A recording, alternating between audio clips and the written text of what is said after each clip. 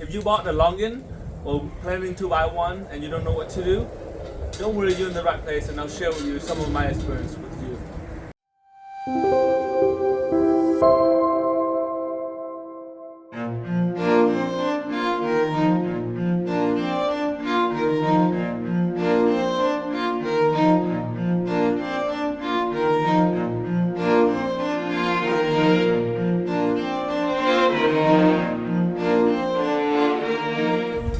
Hello everyone, thank you for watching my video today, and this is Long from GreenMangoes.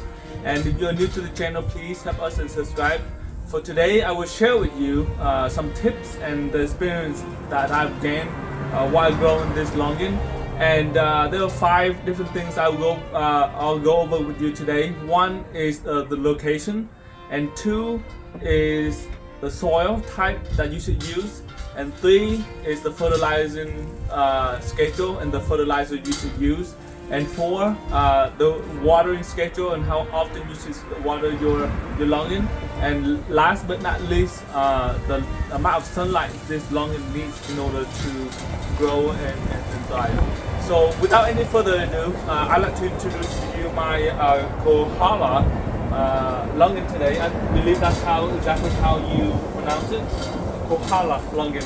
And this Kohala Longan was created in Hawaii, and typically Longan originated from Southeast Asia like Thailand, Vietnam, but there are many different types of delicious Longan, and this one particular Longan is very sweet, and the seed is very small and the flesh is very thick and very enjoyable.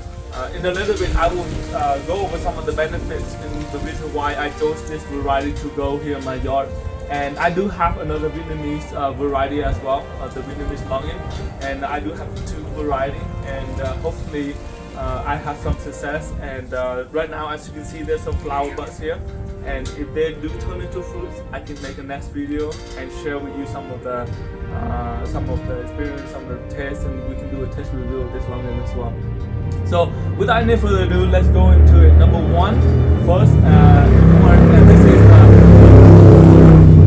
I apologize, I live next to a big street, and it's windy today, so the audio might not be as good, but I really wish I learned these tips when I first started out gardening, and which is location.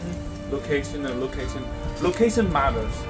It matters a lot, and how you decided to grow your trees and where you decide to grow really set up the stage for either success or failure. So when you grow tropical, keep in mind that a lot of tropical could not survive under 40 degrees. You know, some are hardier, they go to low 30s or so. But for the most part, if you think about mangoes and guavas, those are dragon fruit, they really thrive in between 40, high 40s to the 80s or the 90s or so. But I do live here in Las Vegas, and we get winters down to 25 degrees, and some are up to 117.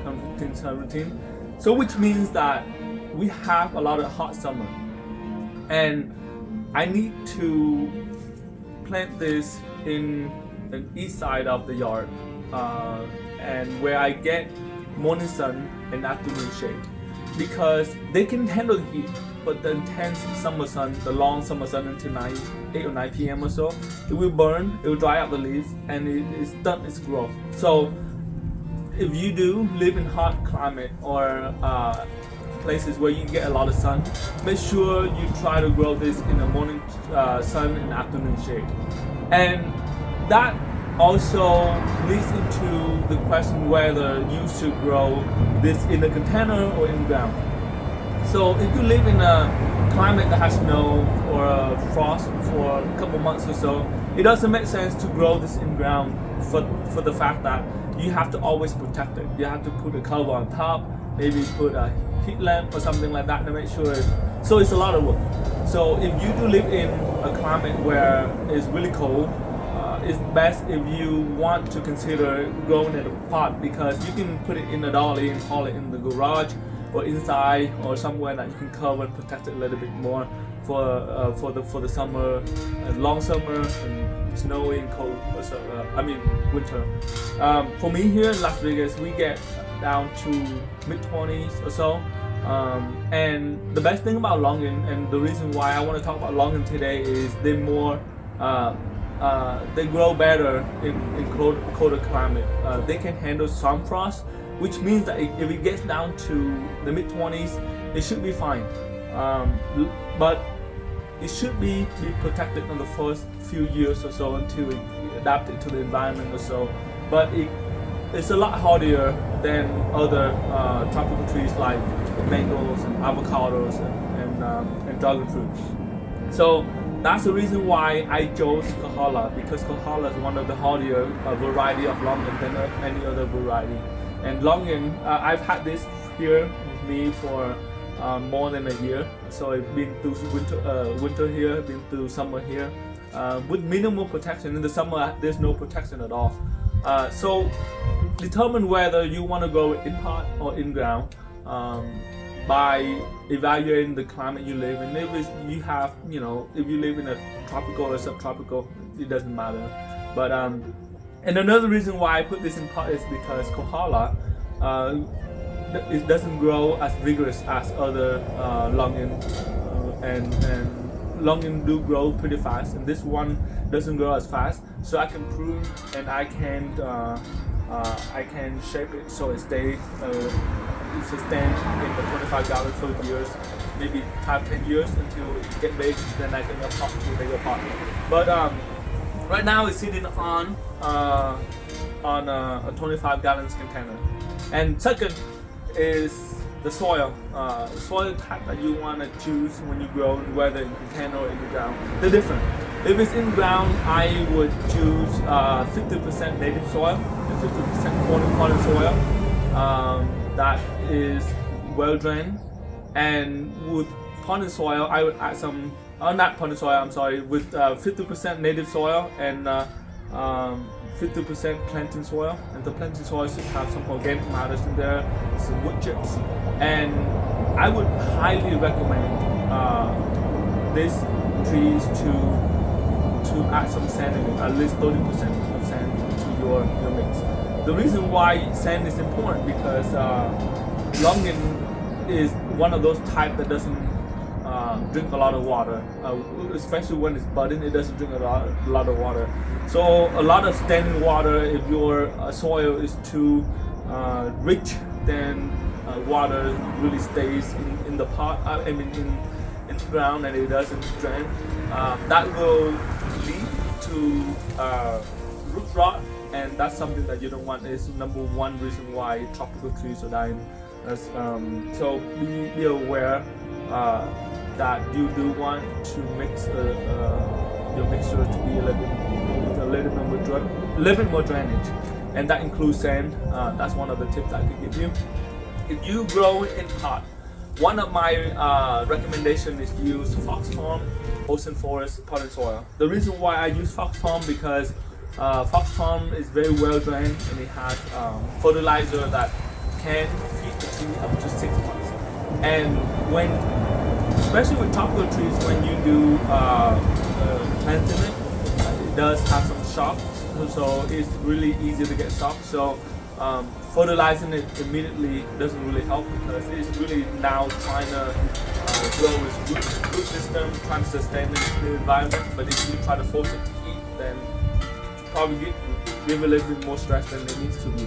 So Fox Farm. Another reason why I use Fox Farm soil is because the pH level is already around 6.5, and Longan likes more acidic soil.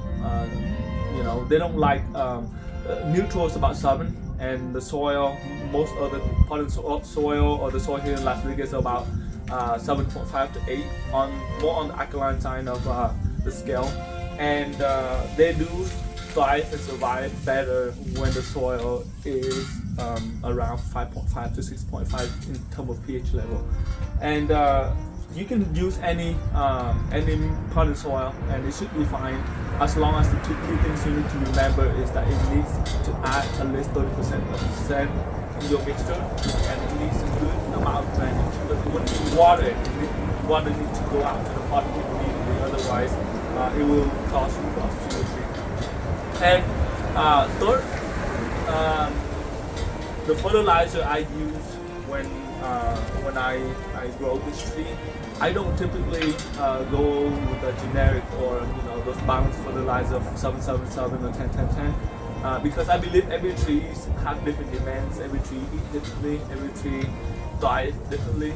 So I study, I try to figure out what this tree needs, and in the fall before it goes into winter, so I fertilize this with a high potassium fertilizer, and so that way in the winter it has a chance to develop its root system.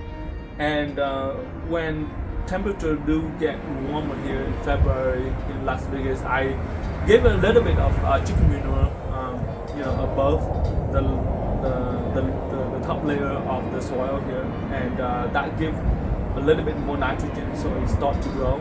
And when it starts getting to like in the 60s degrees or so, I know that it wants to bud, it wants to flowers.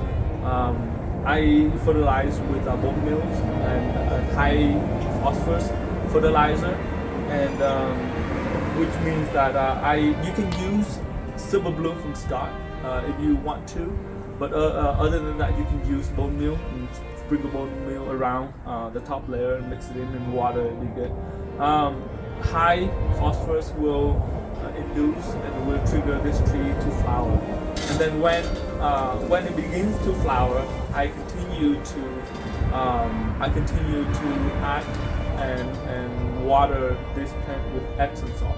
So every other week or so, I mix about 2 tablespoons of Epsom salt and then mix it with 2 gallons of water and water. The reason why Epsom salt is very beneficial for your Longan is because it has magnesium and it has sulfate. And magnesium and sulfate really help maintain that lower level of pH level. And not only that, it helps the plants intake more nutrients, and your plants become more vigorous. And in addition to fertilizing this with Epsom salt every other week, I also use add minerals like iron, magnesium, and zinc and copper as well to this, because those are minerals that are very critical. The tree needs those minerals, and those are the minerals that provide a chlorophyll to these plants. And going back to basic science, in order for the trees to photosynthesis, it needs chlorophyll to do that job. And when it has that ability to photosynthesis, it creates energy for your plants and it draws nutrients from the plants. So don't forget iron, zinc, magnesium, and copper, and even calcium. Those are minerals that are very critical for your plants. Most people mistakenly thought that providing the macronutrients is enough. You do also need the minerals and the micronutrients for the tree as well. So don't forget those minerals. Last but not least, not yet. The fourth is watering. Watering this is very simple. The one thing that you need to remember is that don't water it unless it's dry. And one tip I can give you is the surface might look dry, but being in a pot this big, in 25-gallon container, it might not be dry on the bottom. So stick your finger in about 2 inches or 3 inches down, and if it's moist, then don't water it yet. If it's really dry above, then hi baby, how you doing? Are you cold? Want to join daddy? Want to say hi? Want to say hi? This is my little one here, my youngest baby. So if it's too dry above, like if you live in Arizona and Las Vegas where there's no humidity and it's really dry, then you can use the wand with water and water hose and spray a little bit above, just a little bit, and that should be fine. In the summer I can water it every day, and the reason is because this potted soil mixture that I use is very well drained. The moment I water it, it just flushes out the bottom immediately, and this tree will take up all the water for that day. In the summer, and a lot of water evaporate. So in the summer every day, when in the fall, in the spring, 2-3 times a week. Summer every day. In the fall, cut back again, twice a week or once a week. And the winter, you barely need to water once every 2 weeks or so. As long as you know that the tree is not overwatered. It can be underwater, and you can tell when it needs more water. But overwatering will kill the plants. And in addition to watering the root system, I also use a foliar spray. I spray the leaves of this tree early in the morning, 5 a.m. Or you can do it in the evening as well, as long as there's no sun. And because it's so hot here and there's no humidity, and in addition to that, the combination of the wind, it takes out all the moisture from the leaves, so it stuck its growth and it's really stressing out the plants. So I once in a while I use a spray foliar feed here. I do once in a while mix seaweed extract and do a foliar spray of this plant as well, and that will help your plants thrive and make sure it's sustained and fight the heat here, the intense heat here. And last but not least is how much light does this plant need. When I bought this from the nursery, the tag says full sun. And let me go back to my first point. My first tip is location. Even though it says full sun, that really means that it's thriving and it grow well. It needs the sun to produce fruit. It needs sun to photosynthesis.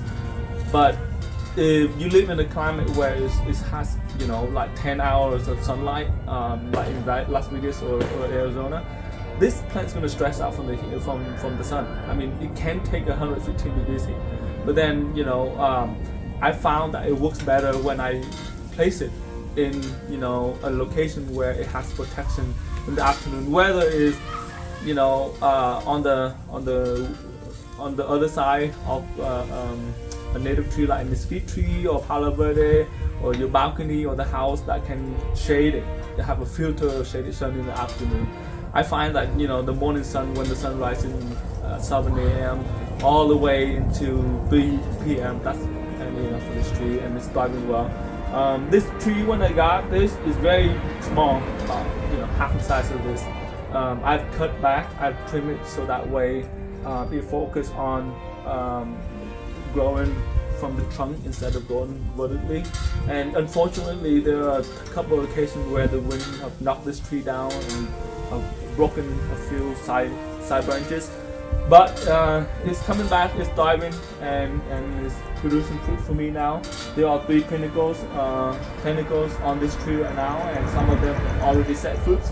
Hopefully they will stay intact, and so that way I can make a second video and share with you the taste profile of this Kohala Longan, and share some of the other success and how hopefully some of the experience I gained from trying to maintaining and keeping the fruits on this tree will be rewarding and turn out to fruits for me. That's all I have for you today. 5 different tips, very generic, and I hope they are very helpful for you. I know that every climate, every location is different. Please do your due diligence and learn about this plant and learn about your climate and try different things. And it's all about try and error, and it really is. Sometimes you have to kill a plant to learn how to grow 2-3 more different plants. So I wish you the best of luck, and I wish my video has been helpful. If you found it helpful, please give me a thumbs up, and if you haven't already subscribed to the channel, please subscribe to my channel, and I will see you next time.